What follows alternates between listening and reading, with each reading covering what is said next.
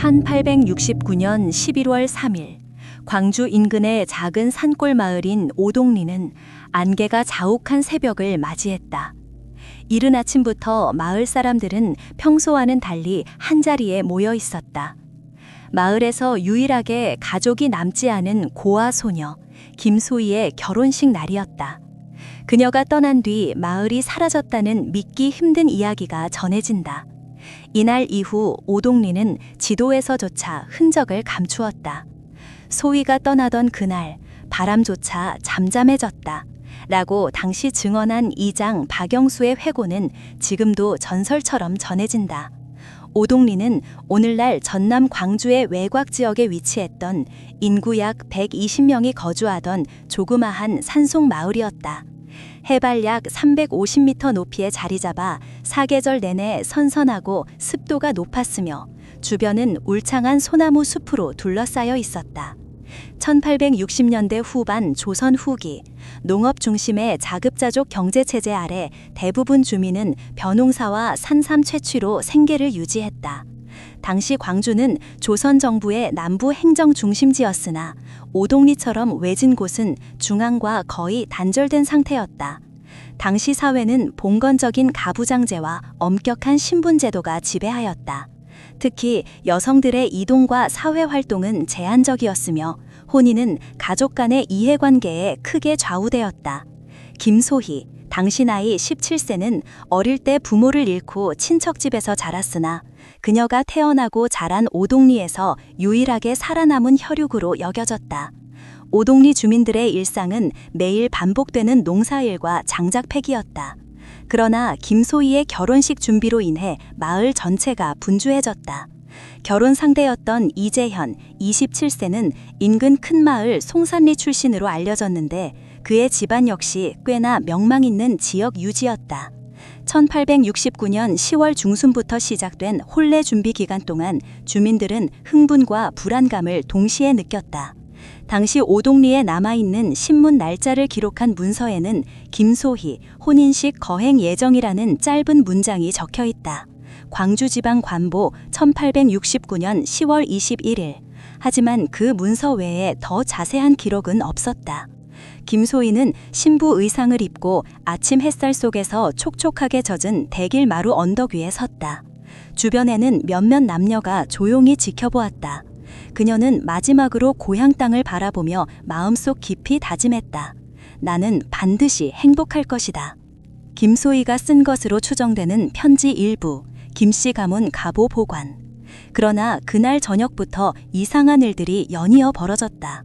먼저 산 쪽에서 갑작스런 바람과 함께 불길한 소리가 들렸고 밤새도록 이어졌다는 증언도 있다. 박영수 이장 구술 자료. 다음 날 아침에야 주민들이 발견한 것은 단 하나뿐이었다. 빈집뿐인 오동리였다. 마지막 순간까지 함께 있었던 몇몇 주민들도 하나둘씩 증발하듯 사라졌다며 서로를 의심하기 시작했다.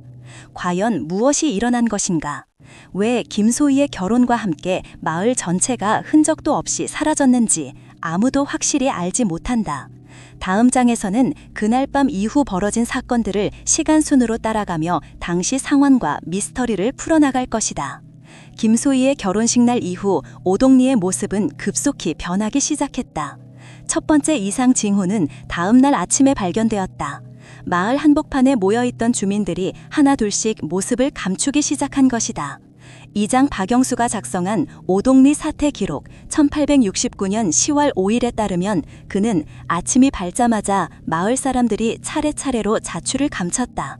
나도 그들을 쫓아보려 했으나 그들은 어느새 사라지고 말았다. 라고 적었다. 이상현상은 단지 사람들의 실종에만 머물지 않았다. 산악지형 한가운데 자리 잡은 오동리는 갑작스런 지진과 유사한 진동을 경험했다는 보고가 있다. 광주지방관찰사가 작성한 광주지방 이상자연현상 보고서 1869년 10월 7일에는 오동리 부근에서 미세한 진동과 함께 산사태 위험 징후가 포착되었다라는 내용이 포함되어 있다. 당시 정확한 지진 측정 장비가 없었기에 이 기록은 목격자들의 증언을 종합하여 작성된 것이다. 하지만 사건에 대한 가장 자세한 증언은 신부 가족의 친척인 이정호가 남긴 편지에서 발견된다. 그는 결혼 전날 밤 소희는 무언가에 불안해하는 기색이었다. 그녀는 이곳을 떠나야 한다고 여러 번 중얼거렸지만 아무도 그 말을 진지하게 받아들이지 않았다라고 썼다. 이정호 서신 1869년 2월 2일. 소희의 심리적 갈등이 사건과 관련되어 있음을 암시하는 대목이다. 실종 후 일주일간 주변 마을 주민들은 오동리를 수색했지만 빈집과 쓰러진 가축들만 발견했다. 벼룩시장 상인 김대수는 오동리에 들어갔더니 모든 불씨가 꺼져 있었다. 사람 냄새도 없고 마치 시간이 멈춘 듯했다 라며 당시 상황을 기억한다. 김대수 증언 1869년 10월 10일. 사건에 대한 두 가지 주요 해석이 존재한다. 첫째는 자연재해 해설이다. 당시 광주 인근에서 보고된 산사태와 이상 기후 현상이 실제로 발생했고 이는 사람들의 집단 이동 또는 사고를 야기했을 것이라는 주장이다. 이에 따르면 결혼식 당일 저녁 갑작스런 폭우와 토사 붕괴로 인해 주민들이 긴급 대피했고 이후 마을 복귀를 하지 않았다는 것이다. 반면 두 번째 설명은 초자연적 요소 대입설이다. 오랜 세월 전해 내려오는 구전에서 김소희가 혼례날 저주받은 존재였다는 믿음이 포함된다. 일부 노인들은 소희 혼인으로 인해 산신령의 분노가 일어나 땅이 갈라지고 마을 전체가 삼켜졌다라는 이야기를 전한다. 지역 구술자료 1930년대. 이러한 시각은 당시 사회의 미신과 두려움을 반영하며 공식 기록에는 포함되지 않는다. 그럼에도 불구하고 미스터리는 계속되고 있다. 왜 소수 인원만 남았고 대부분 사라졌는지는 아직 확실하지 않다. 또한 김소희 본인의 최종 행방 역시 문헌에서 확인할 수 없다. 이장 박영수조차 소희와 재현 모두 흔적 없이 사라졌다고 해고했다. 박영수 구술 인터뷰 1910년. 또 다른 의문점은 주변 동물들의 반응이다. 여러 목격자는 결혼식 전후로 야생동물이 갑자기 마을 근처에서 보이지 않았다고 증언한다. 양봉업자 정철훈 일기 1800년. 이는 생태계 변화나 이상 징후를 의미할 수도 있으나 정확한 원인은 미궁속이다. 감정적으로 피해자 가족들과 주민들은 깊은 충격에 빠졌다. 친척 김민주는 편지에서 소희가 떠난 뒤 우리 가족 모두 삶의 의미를 잃었다며 슬픔과 분노를 동시에 표현했다. 김민주 서간집 발췌. 이처럼 개인적 고통 역시 사건 배경의 중요한 부분이다. 결론적으로 오동리 사건 이후 지역사회에서는 경계심과 공포심이 확산됐다. 광주 관하는 추가 조사를 명령했지만 철저한 조사 기록이나 보고서는 발견되지 않았다. 광주시 기록보관소 부존재. 이는 당시 정치적 사회적 혼란 속에서 해당 사건이 제대로 다뤄지지 못했음을 시사한다.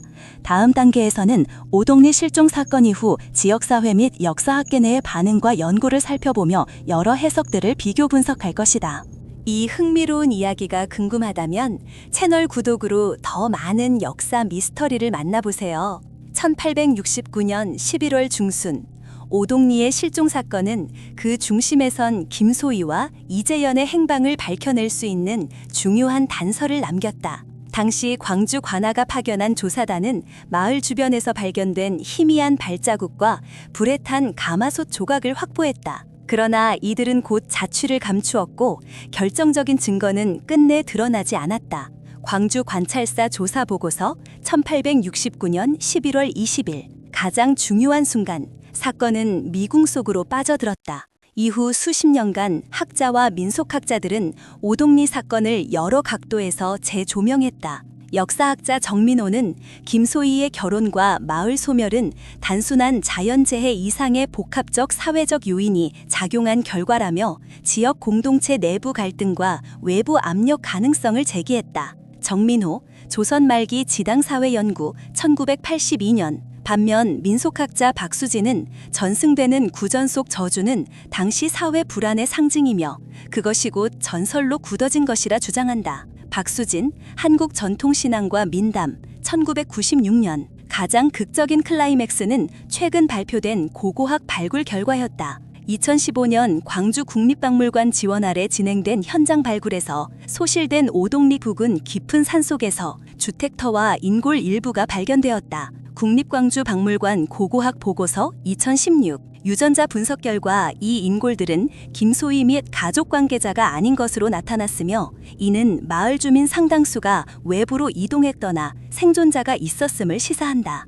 하지만 정확한 사망 원인이나 이후 행적은 밝혀지지 않았다. 김소희 본인의 운명 역시 여전히 베일에 쌓여 있다. 편지나 기록 어디에서도 그녀가 사망하거나 다른 곳으로 이주했다는 명확한 기록이 남아있지 않다. 한편 몇몇 구전에서는 그녀가 결혼식 당일 밤 숲속으로 사라져 영원히 돌아오지 않았다는 이야기가 전해진다. 누군가는 이를 운명을 거스른 비극이라 표현했고 또 누군가는 마을 자체를 삼킨 미스터리라 평했다. 이처럼 오동리 사건은 하나의 역사적 사실을 넘어 인간 존재와 공동체의 취약성에 대해 질문하게 만든다. 개인의 삶과 죽음이 어떤 방식으로 집단 기억 속에 얽히고 설키는지를 보여준다. 특히 김소희라는 한 여성의 이름 아래 펼쳐진 비극은 누구에게나 닥칠 수 있는 삶과 죽음 사이 선택의 문제를 환기시킨다. 더 나아가 이 사건은 우리에게 시간과 공간 너머로 이어지는 미스터리에 대한 인간의 본능적 탐구심을 상기시킨다. 진실 여부를 떠나 이야기는 세대를 건너 전해지고